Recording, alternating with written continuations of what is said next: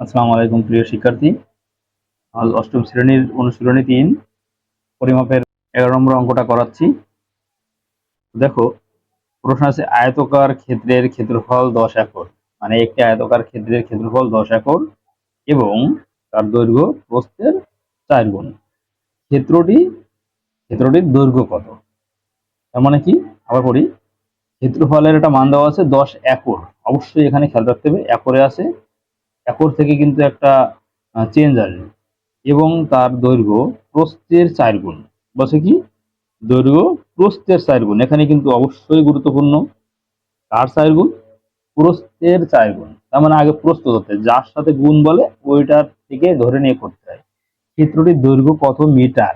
হ্যাঁ, কত মিটার? তার মানে এখানে একক, এখানে মিটার। দেখো, ধরি ক্ষেত্রটির কি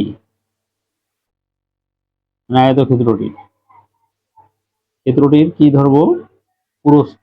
ক্ষেত্রটির প্রস্থের ৪ গুণ বলেছে দৈর্ঘ্য, তাহলে প্রস্থ সমান আমরা ক মিটার ধরি। ঠিক আছে? দৈর্ঘ্য, হ্যাঁ, প্রস্থ যদি ক মিটার হয় তাহলে দৈর্ঘ্য কি হবে? নিশ্চয়ই ৪ গুণ ক হবে। তার মানে কি আসলো? ৪ ক মিটার। ওকে, দেখো, প্রস্থ এইটা, দৈর্ঘ্য এটা, তাহলে ক্ষেত্রফল কি হবে?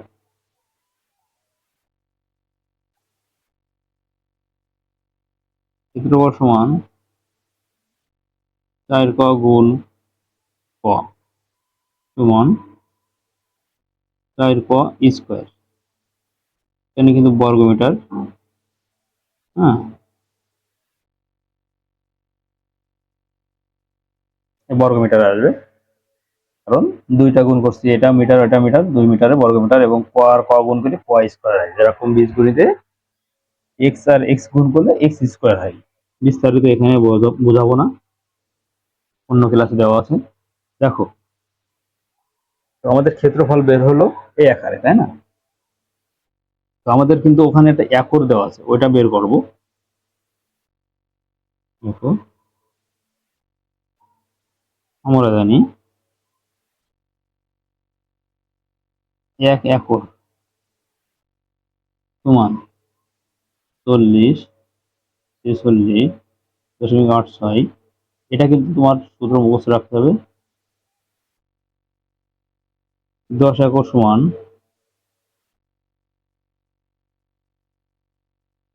এর সাথে নিশ্চয়ই ১০ গুণ হবে, আর গুণ হওয়ার পরে একটা দশমিক এই পাশে চলে যাবে। প্রিয় শিক্ষার্থী, তোমরা হলো ক্যালকুলেটরে করবা, সমস্যা নাই। এত,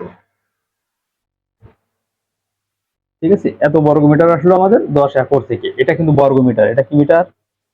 এটা কিন্তু বর্গ মিটার। তাহলে বর্গ মিটার বলতে কি বোঝায়? বর্গ মিটার মানে ক্ষেত্রফল বোঝায়। এটাও কিন্তু আমার বর্গ মিটার আছে, ক্ষেত্রফল। হ্যাঁ, আমি কিন্তু বের করব দৈর্ঘ্যের মান। আমি দৈর্ঘ্য কত পাইছি? ৪ ক। এটা খেয়াল রাখতে হবে, ৪ ক। দৈর্ঘ্য কিন্তু ৪ ক, দৈর্ঘ্য কিন্তু ক না। এই দৈর্ঘ্য ক না। তো আমরা প্রশ্ন মতে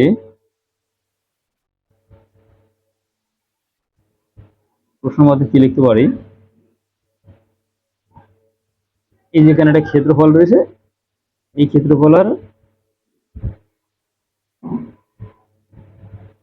ক্ষেত্রফল করে দিই। এবার এই ৪ গুণ আছে, অবশেষে কি হবে?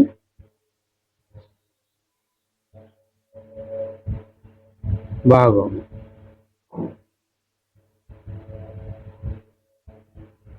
ভাগ করো, ভাগ করলে তোমার আসতেছে এইটা।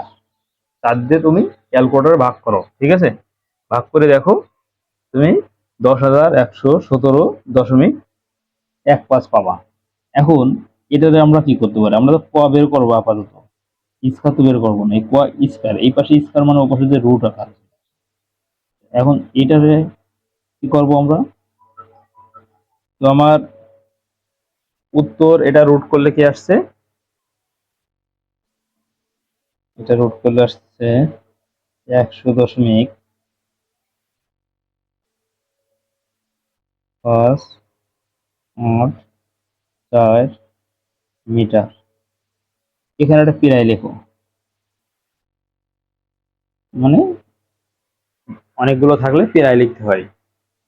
এখন আমার আসলো কিন্তু কয়, অনেকে এই জায়গায় এসে মনে করে উত্তর বের হয়ে গেছে, এটাই উত্তর, আসলে না। এটা কিন্তু আমার প্রস্থ ছিল। হ্যাঁ, এটা কিন্তু আমার প্রস্থ ছিল, দৈর্ঘ্য কিন্তু এখন বের হয়নি, অর্থাৎ দৈর্ঘ্য আমরা দৈর্ঘ্য বের করছি। দৈর্ঘ্য সমান কি 4 ক, তার মানে কি 4 গুণ এটা,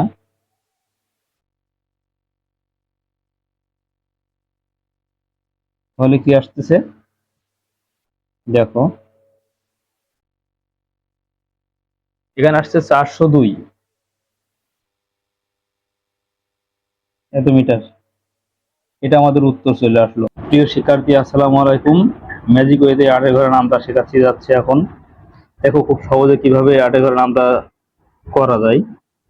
দেখো আমরা সবগুলো লিখে রাখছি। এখন দেখো ম্যাজিক ওয়েতে কিভাবে করি। 0, 1, 2, 3, 4, দেখো এখানে 4 2বার হবে, 5, 6, 7, 8। ঠিক আছে, এই এবার এখান থেকে দেখো 0, এবার এখানে জোড় সংখ্যা 2, 4, 6, 8, 10-এর 0, আবার 2, 4, 6, 8। আমাদের 8 ঘরের নামটা কমপ্লিট। আমার ক্লাস ভালো লাগলে আমার ইউটিউব চ্যানেলে সাবস্ক্রাইব এবং ফেসবুক পেজ আছে, ফেসবুক পেজে ফলো দিয়ে রাখতে পারেন। তাহলে এরকম মজার মজার ভিডিও আমি দেওয়ার চেষ্টা করব।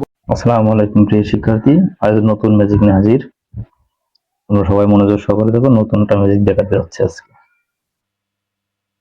দেখো 3 আর 4 গুণ করে 12 হয়, 5 আর 2 গুণ করে 10 হয়, 3 আর 5 গুণ করে 15, 4 আর 2 গুণ করে 8। এটাকে যোগ করো, 15 আর 8 কত, 23 হয়। এভাবে আমরা সহজে করে দিতে পারবো। এরকম আরো একটা অঙ্ক নিয়ে আসলাম। দেখো নিচে আরো একটা উদাহরণ দিচ্ছি। তো 5 দুগুণে 10, 6 শতা 42, 5 ছক 30, 7 দুগুণে 14, তাহলে এটা কি হবে 44। এভাবে আমরা সহজে ম্যাজিক ওয়েতে গুণ করে দিতে পারবো। ঠিক আছে।